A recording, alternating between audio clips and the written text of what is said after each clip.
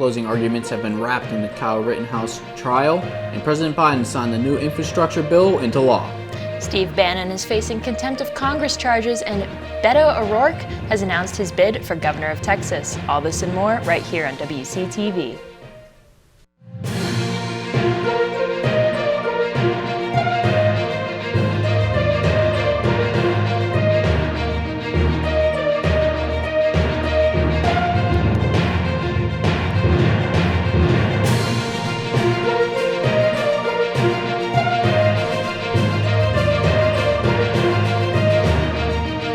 And now, your 5 o'clock news on Channel 14. Hello and welcome to Channel 14. I'm Rebekah Vaughan. And I'm Brock Owens. The Waynesburg community participated in a history walk and service project last week in honor of Veterans Day. Here's WCTV's Rachel Pellegrino with more on the story. The men and women that protected our country were honored for their service last week on Veterans Day. Waynesburg University's campus-wide event was one to remember. So when we were sitting down saying what could we do for this Veterans Day, one of the things I thought was how do I combine faith, service, and learning along with getting interactions with veterans, and I kind of had this idea of doing a candlelit walk. The event included a service project and a walk to remember. The history walk featured veterans from several wars, including Vietnam, Afghanistan, Iraq, and Desert Storm. One of the veterans in attendance was Waynesburg professor Richard Waddell. I was in the Navy from 1976 to 1996, and basically that makes me kind of a cold warrior. My main job was hunting Soviet submarines during that time. Through the event, Waddell and the other veterans were able to share their stories with students. A lot of the men and women who served don't really know the impact that they have on us today, because I think we tend to forget what's really happened because it's not publicized anymore like it used to be. After talking with the veterans, the community was able to give back and make an impact on their lives as well. And as part of this, we're packaging 250 stockings with everything from a pillowcase to a cup of cocoa, cookies, and letters to Sansa and ways to write home for soldiers and local veterans in nursing homes, so that we can give everybody a little bit of Christmas cheer from our university. The veterans were humbled by the experience and honor given to them on this special day. I'm not quite sure what to say when people thank me for my service, because I enjoyed doing it. It was an honor to do so, and it was just really great. It's been a very large part of my life. Reporting for WCTV, I'm Rachel Pellegrino. Waynesburg University students gathered in the Beehive last Tuesday to take part in a Paint Your Own Canvas event put on by the Student Activity Board. Gwen Napier was there to see how the students reacted to the event. The SAB hosted a Paint Your Own Canvas event Tuesday night in the Beehive. So we have been really successful in our paint dips as well as some other of our painting events that we have. So a lot of times we just want our students to kind of express their creativity. So this was like a perfect way for our students to just kind of sit down, relax, decompress from the long week, and just enjoy fellowship with friends and kind of paint what they want and kind of spread their creativity with others. So I am painting an ombre blue painting, and I'm going to put a cursive print of I love you for my boyfriend. Students got to pick up their canvases, brushes, and paints and get to work on their masterpieces. Well, I originally signed up to take pictures for the yearbook here, and then I was like, well, might as well stay and paint. So I brought some of my friends, and we all like to paint, so we thought it was just a good idea on this nice Friday night.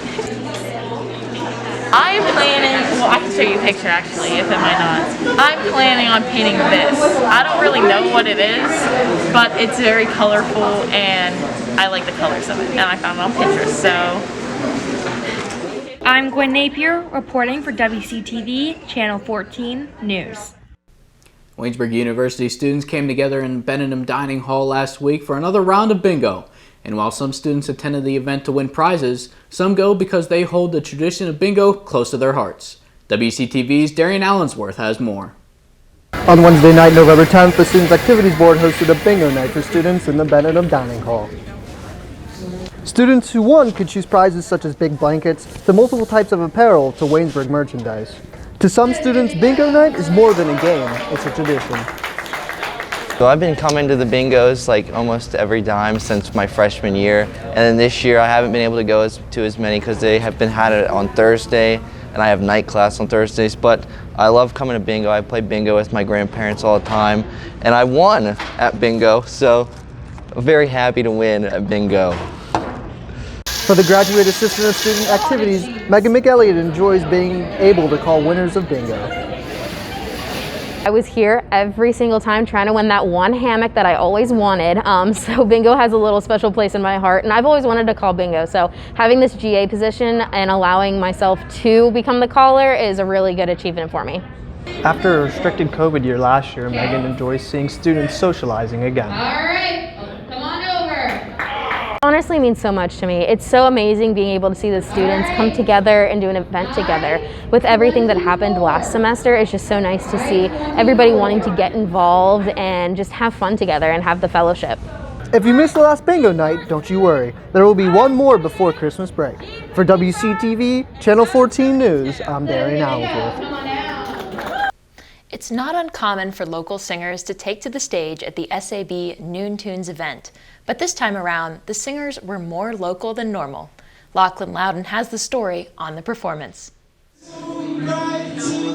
Last week, SAB held Noon Tunes in the Beehive and gave 2 student singers an opportunity to show off their talents to the campus community. Honestly, I really liked just being there with my friends and having people watch us. And I mean, music's obviously a really big passion of mine, so anytime that I'm able to do that is always really fun for me. Mays, a close friend of Hughes, received a lot of attention over the summer for his new single, Youth, and other tracks that he released on major streaming services like Spotify and Apple Music. Noon Tunes gave Mays an opportunity to show off his talents along with Hughes, who is involved with Upper Room here on campus. It was just really fun. It was a nice way to be able to connect with all the people that were there, and just kind of seeing all the people who came out and supported me. It was really cool, so I appreciated that. Hughes revealed that SAB has already reached out about another gig in the spring and was optimistic about a return to the Beehive stage. From WCTV, I'm Lachlan Loudon. That's all we have for Campus and Region News. When we come back, we'll have news from around the nation. You're watching WCTV, where we aim to bring you the best local coverage of what you care about most. Everything from local businesses to hometown sports and the latest weather. We're keeping up to date with what you need to know about issues that affect our campus and our community.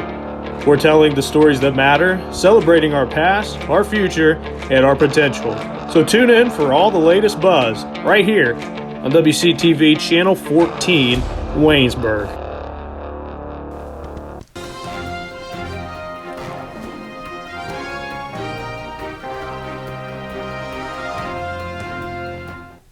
Closing arguments have wrapped in the trial of Kyle Rittenhouse, who has pled not guilty to charges of killing 2 people and wounding another during the August 2020 protests that followed the police shooting of Jacob Blake in Wisconsin. The prosecution and defense presenting dramatically different depictions of Rittenhouse's actions. The jury will now begin deliberations on Tuesday. Isabel Rosales is the one on the ground in Kenosha with the latest.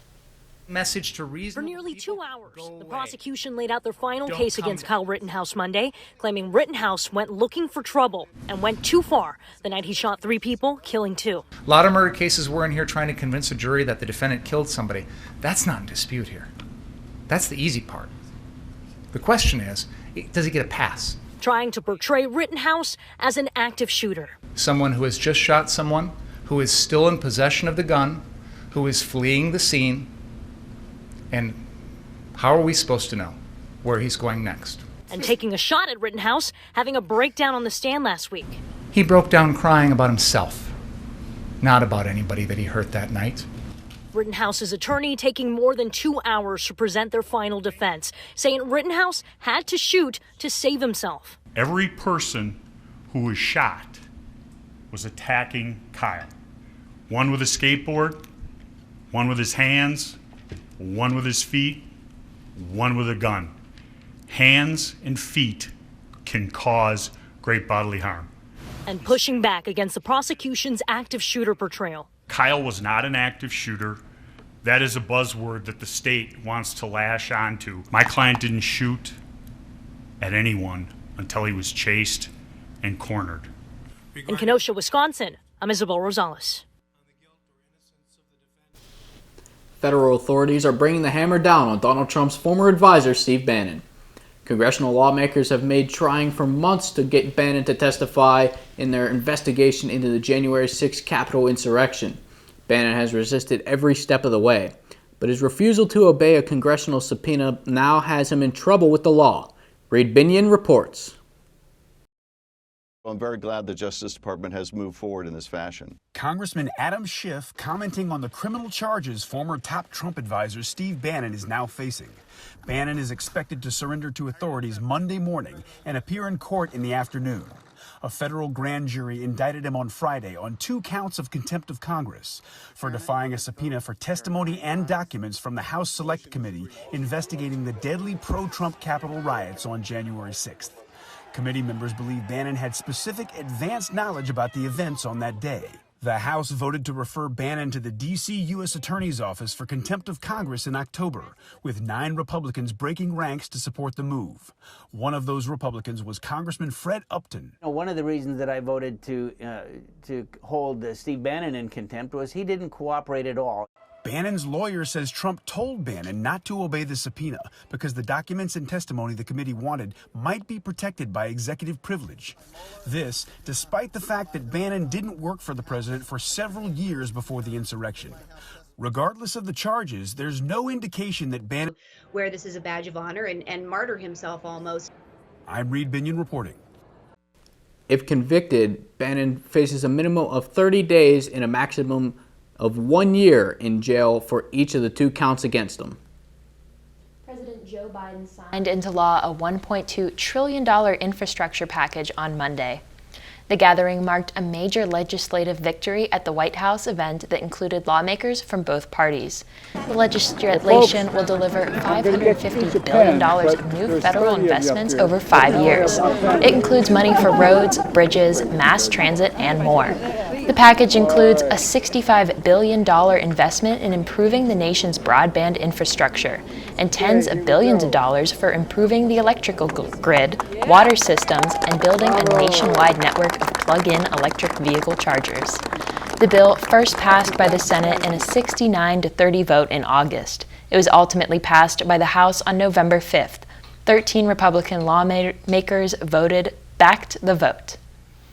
The ceremony comes as Biden is facing slumping poll numbers. Discontent over the pandemic and resulting economic problems, including record inflation, are contributing to Biden's lagging popularity. A new ABC Washington Post poll out over the weekend put the presidential's approval rating at 41% approve and 53% disapprove. Beto O'Rourke is running for governor.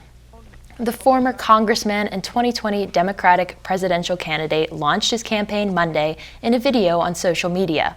He's hoping to unseat Texas Governor Greg Abbott in 2022. O'Rourke was propelled onto the national stage during his first statewide race in 2018, but he ended up losing to Senator Ted Cruz by less than 3 percentage points. Democrats are hoping O'Rourke can do it again with a different outcome. Meanwhile, Abbott, who's seeking a 3rd term, has already posted an ad series on YouTube criticizing O'Rourke's stance on gun control, healthcare reform, immigration, and Black Lives Matter. Vermont Senator Patrick Leahy is retiring after 8 terms in the Senate. Leahy, who is the longest-serving senator currently in office and chairman of the Appropriations Committee, is 81 years old and was first elected in 1974. He will serve out the remainder of his term, which will end in 2022. Leahy was served on the Senate Judiciary Committee for 20 years and presided over the 2nd impeachment trial of then-President Trump. Leahy, a Democrat, retires ahead of crucial midterm elections that will likely determine which party controls the House and Senate. However, analysts believe that Democrats will retain the seat, given Vermont's Democratic shift in recent years. Crews in Merritt, British Columbia are working to rescue dozens of people. Take a look. The flooding and mudslides are part of a huge storm that is battering Canada's Pacific Northwest, the entire city of Merritt, with a population of approximately 7,000 was ordered to evacuate. Of the estimated 275 people trapped, officials say at least 50 are children. Some of the trapped have been rescued. The city says high floodwaters have rendered the city's wastewater treatment plant inoperable for an indefinite period, which could present a risk of mass sewage backup in the personal health risks. Austria is beginning a mandatory lockdown Monday for all of its unvaccinated residents. Nobody over the age of 12 who hasn't been vaccinated against COVID-19 is allowed to leave their houses, except for a few limited reasons. There are spot checks around the country to make sure that nobody is out. Around 65% of the population in Austria is fully vaccinated. That's one of the lower rates in the European Union. Unvaccinated people are already excluded from entertainment venues, restaurants, and other parts of public life in the country. Sandy Hook family suing InfoWars founder Alex Jones won a defamation case filed against them Monday. Connecticut Superior Court Judge Barbara Bellis cited Alex Jones's willful noncompliance with the discovery process as her reason for Monday's decision. The judge ruled that since Jones had not turned over financial data requested by Sandy Hook family plaintiffs, he loses his case by default. While Jones had previously claimed that the Sandy Hook school shooting was staged, he has since acknowledged the shooting was real. A status conference is scheduled for Wednesday as the case is set to proceed to a hearing on damages owed to the Sandy Hook families. That's all for national news. When we come back, we'll have Erin Lang with business and entertainment. But first, we have Rachel Pellegrino outside with a brief weather update. Rachel? It's a beautiful fall day here in Waynesburg, Pennsylvania. The sun is shining, the temperatures are in the high 40s, and leaves are still falling. Stay tuned for a full weather update later on in the newscast.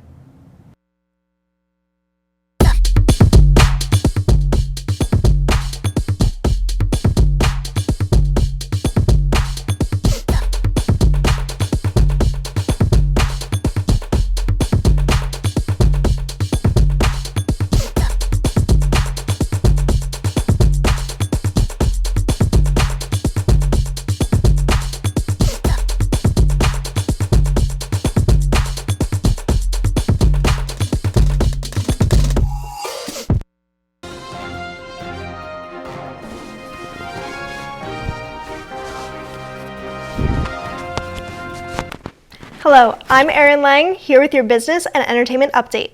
A California nonprofit has broken the Guinness World Record for the longest line of socks, a 7-mile long line to be exact. Volunteers and staff of the Fresno Mission started a sock drive months ago to get donations. They said it took more than 6 months to collect what they needed. On Saturday, they finally had enough, and that's when they set out the line in record time. Now, the best part is, those 80,000 socks will go to a good cause. They will be handed out to people experiencing homelessness. Fried chicken, burgers, pizza, and a day to celebrate it all. Tuesday, November 16th is National Fast Food Day, and this is one day that you don't want to sleep on, because your favorite joint may be giving away free food to celebrate. Wendy's is offering free fries with a purchase, any size you want. There are more than 300,000 restaurants in the U.S. serving up all things burgers, nuggets, and fries. So if you're hitting the drive-thru Tuesday, be sure to ask about a possible freebie. Home prices expected to end the year on a high note. New data showing a double-digit rise in the median home price, and there's no relief in sight. In today's Consumer Watch, a closer look at where those prices stand and why the housing crisis could get worse. A red-hot housing market. New data showing demand for homes is pushing prices even higher. Right now, there's obviously a huge supply problem in real estate. There's just not enough houses for enough people. According to the National Association of Realtors, the median home price is up 16% from a year ago. And prices rose in 99% of the 183 U.S. markets it tracks. with homes selling for a record 100% of asking price and 35% of homes selling above asking price. In order to get us out of this housing crisis we have where prices keep going up, we actually have to build more homes. And 1 year is not enough time for us to see that happen. I don't think we're going to see any reduction in prices in the next year. And homes are selling at a record pace, with about half of them going under contract within a week of hitting the market. Continued strong demand and a historically low inventory at a time when mortgage interest rates are expected to rise, all pushing prices higher. Despite all that, broker Christian Backelder says he's seeing a rise in home loan applications. There's an influx of money in the industry right now, and real estate is where a lot of people are going to hedge against inflation. With so much competition for existing homes on the market, some first-time home buyers are giving up and renting instead. And experts say that's driving up rental rates in many markets. Rather than waiting to see if home prices come down, you need to be thinking about how much faster are they going to go up if I wait. For today's Consumer Watch, I'm Jen Sullivan. If you're trying to sell your home, arguably there's never been a better time to do this. If you're buying, some of the most affordable markets in the country last quarter were in the Midwest. Today in our entertainment spotlight, a young actress gets raves from a famous co-star, and a singer-songwriter looks back on her chart-topping debut. Here's David Daniel with the Hollywood Minute. Look at you. Oh, he's so cute and so tiny. And so red. I love that he's red. Darby Camp forges a big screen bond with a puppy who's not tiny for long in Clifford the Big Red Dog. The 14-year-old actress impressed her grown-up co-stars, including comedy legend John Cleese. You can talk to her about what's happening in the scene, and it's like talking to someone who's 30 years of age and been doing it half their life. Our first taste of Dina Carter was her album Did I Shave My Legs for This?, featuring Strawberry Wine and other hits. The country singer is out with a 25th anniversary reissue of the much-loved album. It's just had this timeless thing about it, and I'm just so grateful. It doesn't happen for a lot of artists to have an album, especially my debut record, that had hits on it and it's still around, and people, it's like a staple for a lot of people, and it's become a generational thing from parents to kids and grandkids. It's been really special. It's funny how those memories, they last like strawberry wine. In Hollywood, I'm David Daniel. That's all we have for business and entertainment. Coming up next, we have Bruce Davidson with your Waynesburg Sports Report.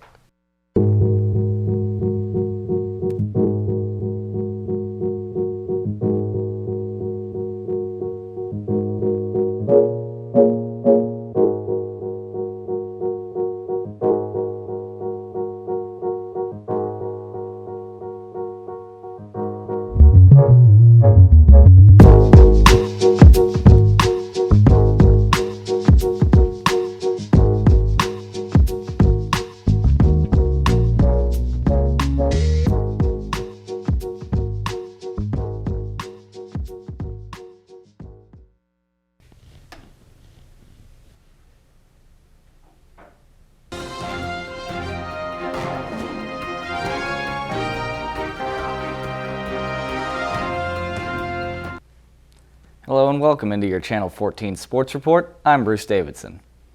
Waynesburg Sports has made the transition from fall events to winter ones, and last week the men's basketball team opened their season at home against Oberlin. Seth Evans has more.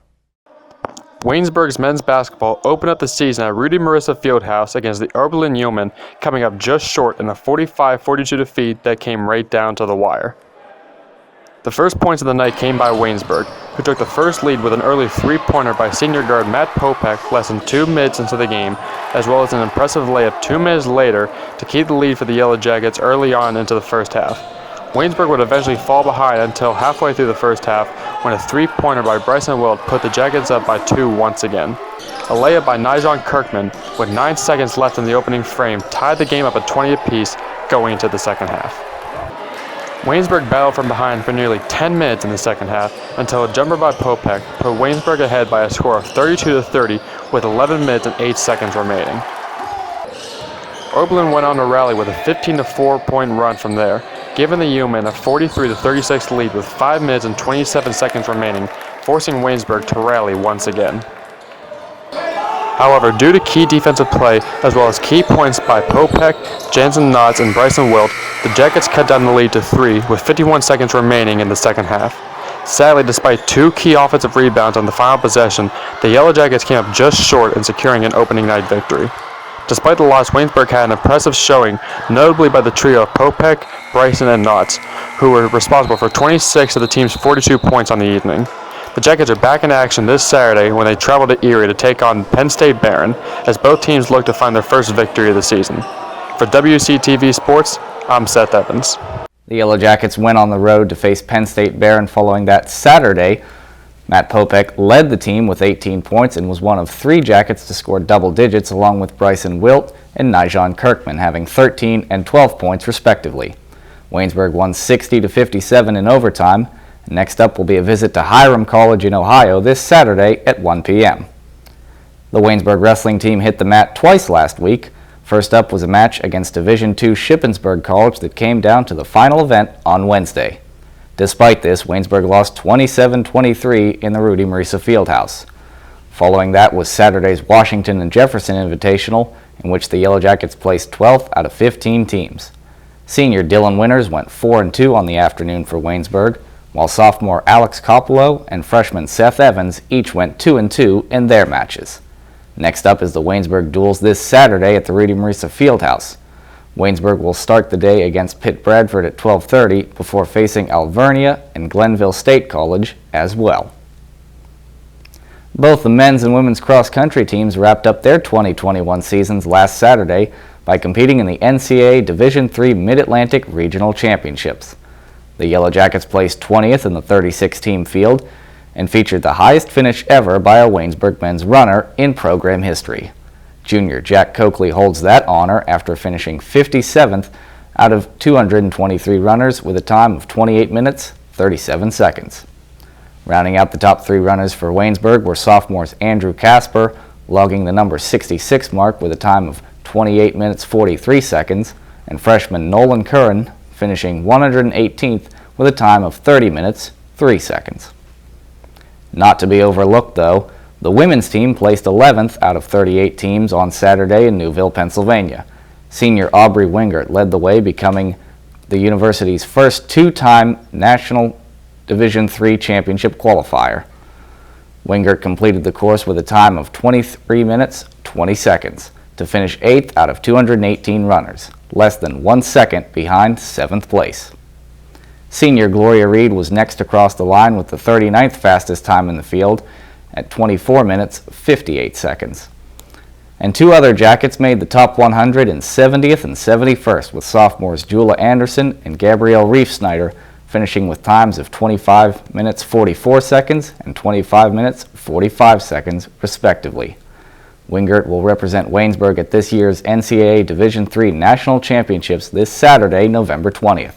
The event will be held at E.P. Tom Sawyer State Park in Louisville, Kentucky, and will be hosted by the Louisville Sports Commission and Spalding University.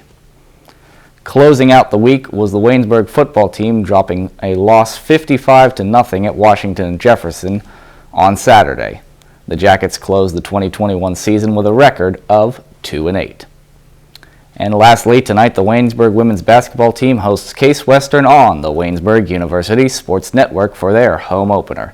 Tip-off is at 7 o'clock, and you can see it live right here on Channel 14 and streaming on the WUDP YouTube page. The game will also be broadcast with radio coverage on 99.5 The Hive, WCY JFM. To keep up with all Waynesburg University athletics, go to waynesburgsports.com for the latest schedules, and head on over to theyellowjacket.org for game recaps, player and coach features, and much more. After the break, Rachel Pellegrino has your Waynesburg Weekly Weather Outlook. Stay tuned.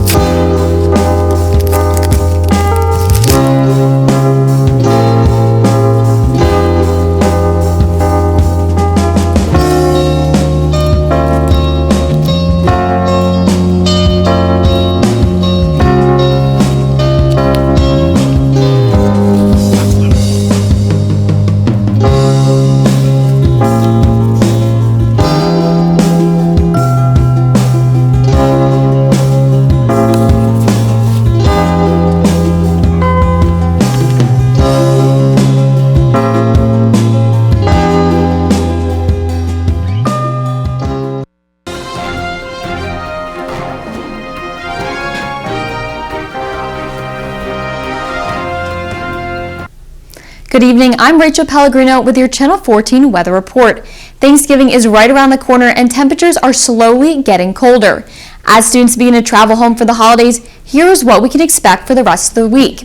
It is currently 44 degrees outside in Waynesburg, Pennsylvania, with partly cloudy skies. As we head into tonight, temperatures will drop as low as 34 degrees.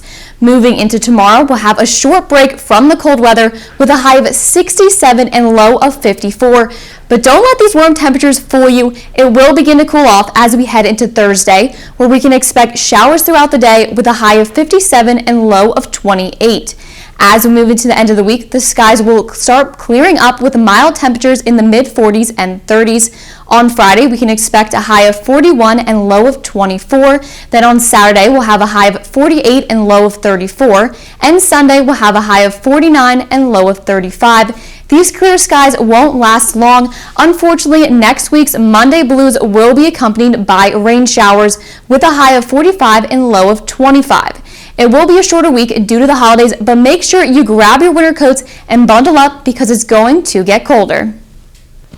As Rachel said, this is a shorter week. We will not be here on Tuesday to do the newscast. This is our last newscast before the break. We're going home for Thanksgiving. Are you excited, Brock? I am excited. I've only been home once this semester, so it's been a good while since I've really been home for a good amount of time. How about you, Rebecca? I'm really excited. I'm excited to eat a lot of food. Yeah, that does sound good, but that's all the time we have here for the newscast on WCTV. Tune in next time, and for Rebekah Vaughan, Rachel Pellegrino, Erin Lang, and Bruce Davidson, I'm Brock Owens.